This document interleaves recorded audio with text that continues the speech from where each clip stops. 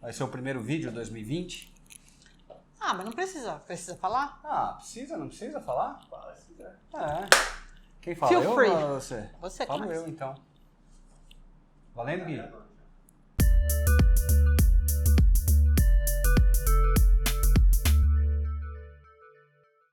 Olá, vocês que nos acompanham no blog. Começamos 2020 agora nos estúdios Coelho de gravação. Vocês não estão vendo, mas tem um setup aqui que o Gui montou que tá uma loucura. E A gente está muito profissional. nós vamos começar esse ano então com estrutura nova e assunto novo também, Desirê. Novo não, o assunto não é tão novo. Na verdade é bastante recorrente, principalmente para vocês que estão na prática clínica e ouvem isso bastante. Muita gente pergunta e comentou, solicitou para que a gente falasse sobre a tal da tapioca e se é realmente saudável, se não é. Então acho que tem bastante considerações que a gente pode fazer sobre isso, mas vamos começar de aspectos mais gerais, né? As pessoas atribuem à tapioca uma característica, uma propriedade saudável que...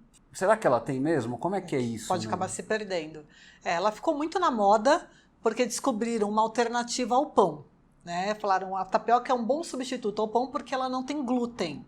E realmente, tapioca não tem glúten. E nessa moda de glúten faz mal, glúten é o grande vilão, as pessoas começaram a procurar alternativas e acharam nela uma coisa para o café da manhã que fazia sentido elas consumirem e elas gostaram do sabor. Então a atribuição que se faz a essa condição de ser mais saudável, na cabeça das pessoas está ligado ao glúten, correto? Totalmente ligado ao glúten. Que não necessariamente é uma vantagem, a não ser que você tenha alguma restrição ao glúten. Exatamente. Está procurando também variar um pouco mais a alimentação. O que certamente é ótimo. Mas e quando a gente pensa que também é uma associação que as pessoas fazem, quando elas falam nessa coisa do saudável e tal, tem sempre no imaginário da pessoa, do paciente, a questão de emagrecimento, de caloria. Como é que é essa história então da tapioca, já que ela veio para substituir o pão, quando a gente pensa no aporte calórico? E aí que vem Gente, eu tô com chiclete. Eu acho que essa é uma grande questão da tapioca, porque as pessoas falam, tapioca é saudável, então é um bom substituto para o pão. E eu vou começar a fazer as tapiocas de manhã, e tapiocas tamanho bem considerável. Às vezes eu pergunto para o paciente aqui na prática, e aí eu vejo que são tapiocas com 6 colheres de sopa de tapioca, tinha um que consumia com 8 colheres de sopa de tapioca. Caramba! E quando a gente vê, mais ou menos, 2 colheres de sopa de tapioca são 80 calorias, que seria quase o equivalente a uma fatia de pão. Então, quando você fala de 4 colheres de sopa, seriam 2 fatias de pão. 8? 8. E a pessoa não sabia por que não estava conseguindo emagrecer. Claro que tinha outros fatores também, mas era muita caloria, né? Então, fazer uma tapioca fininha com 2, 3 colheres de sopa, né, requer uma certa destreza ali, né? Uma habilidade ali na cozinha. Então, a tapioca ela tem uma caloria, assim, importante. Quando a gente fala de emagrecimento, né, Mimi? Por mais que as pessoas tenham uma grande discussão, a gente sabe que caloria é predominante.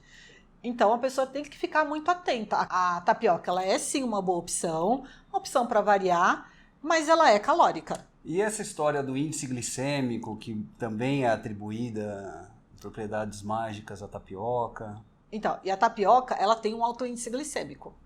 Então, o que a gente tem que ter em mente é que ela é uma farinha branca. Sim. Assim como a farinha de trigo é. Então, teoricamente, uma das grandes vantagens dela seria não passar pelo processamento da farinha e também não ter o glúten para quem tem alguma questão com o glúten. Quando eu digo processamento da farinha, é importante a gente definir por quê. Porque as pessoas falam, farinha faz mal, mas a farinha no Brasil, primeiro, né, ela é enriquecida com ferroácido fólico. Isso pode dar algum tipo de alteração para algumas pessoas. Segundo, muitas farinhas já vêm com fermento, que também pode dar queimação, desconforto intestinal. Terceiro ponto, trigo não é branco. Como é que a nossa farinha de trigo é branca? Processamento. É o processamento, é passado um tipo de um alvejante nela, que também pode dar algum tipo de desconforto. Então as pessoas falam muito mal do glúten, mas sendo que a farinha de trigo tem algumas questões importantes que a tapioca não teria. Tapioca de qualidade, essa que a gente compra na feira, até em São Paulo a gente acha na feira, né? Então, ela já seria um produto um pouco de melhor qualidade quando a gente compara assim. Mas ela é uma farinha branca. Ela tem aquele alto índice glicêmico, se a pessoa está preocupada com isso. O que a gente sabe que numa grande refeição, isso é discutível, Claro. né? O poder do índice glicêmico. Mas para um lanche da tarde, às vezes, pode ser um fator importante para a saciedade. Você falou uma coisa que me remeteu a um outro aspecto aqui, Desiree. Você acha que essa história, ou esse conceito que as pessoas fazem da tapioca e o saudável e tal, é uma coisa regional? Porque se a gente for lembrar, ou for parar um segundinho para pensar, a tapioca é bastante comum no Nordeste, no café da manhã, presente quase que diariamente nas refeições do pessoal. Faz parte, dos é estados cultural. do Nordeste, é cultural e regional ali deles. Aí então, você acha que isso está mais confinado para nós aqui do Sul-Sudeste, de atribuir essa história? Porque para eles poderia ser o pão então, né? Agora vamos trocar mesmo. Exato, né? Cansamos da tapioca, vamos para o pão. Vamos pro pão. Eu acho que tudo que varia um pouco a alimentação e é gostoso, porque a tapioca, se bem feita, é muito saborosa. Eu acho que tende a enriquecer a alimentação. Então, e dá uma graça diferente. Tem textura diferente, você pode variar. Então fazer a crepioca que as pessoas fazem. Então, acaba ficando quase um pãozinho de queijo, né? No café da manhã. Então, eu acho que ela veio com um sex appeal de não ter glúten, mas também ela é muito, assim como a farinha de trigo, ela consegue ter uma variedade de caras, né? O jeito que você consegue preparar a tapioca. Talvez ela seja mais flexível para diferentes preparos, apresentações. Exato. Então, assim, ela pode ser sim uma opção muito saudável, mas as pessoas não podem esquecer que a gente está falando sim de uma farinha branca e que ela é calórica. E que, obviamente, a gente volta às questões básicas da nutrição, que não é um alimento, por mais que tivesse alguma propriedade particular, não seria a inserção desse alimento único num contexto alimentar absolutamente equivocado que faria a pessoa ser mais saudável. Exato. E outra coisa que a gente fala bastante na nutrição é que muitas vezes não é o que você inclui na alimentação, mas o que você deixou de comer ao colocar aquilo, né? Então, às vezes a pessoa deixou de comer, sei lá, um salgado na padaria, aí agora passou a tomar café da manhã em casa, trocou um pão de qualidade bem ruim, comia 4 fatias, agora come uma tapioquinha com recheio e satisfaz muito mais do que um pouco manteiga. Então, são substituições que no conjunto contribuem para um plano alimentar mais adequado. E também lembrar, a gente tem que tomar muito cuidado, porque é isso, a questão do recheio da tapioca. Isso que eu ia falar, esse era o último ponto que eu tinha aqui, que eu não consegui lembrar de mais nada, mas tem recheios e recheios, né? Recheios e recheios. Você come tapioca? Eu como com o que tiver, na verdade. Eu gosto muito com queijo. Tá. Eu gosto de salgado. Salgado. É o que eu mais gosto. Ou com ovo, crepioca. Tinha um paciente meu que ele comia com banana, pasta de amendoim e geleia. Ó, que belezinha. Eu quero. Então eu falava, gente, né, não é nem uma torta, né? Então, assim, tem que tomar muito cuidado. Que é gostoso, é saboroso, então ela tem essa questão da palatabilidade, mas cuidado com o recheio. Então, pro dia a dia, sempre preferir, quanto mais natural, melhor, mas ter boas opções de recheio ali. E aí converse com o seu nutricionista ou veja suas preferências para ver o que se encaixa na sua realidade, né, e no seu paladar.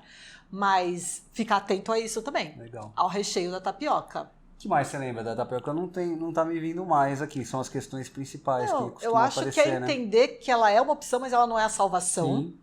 Que nessa ânsia que as pessoas têm de não tem glúten, então é bom, não tem nada a ver. Já discutimos várias vezes. E tomar muito cuidado com os aspectos mais importantes da alimentação, que é porção.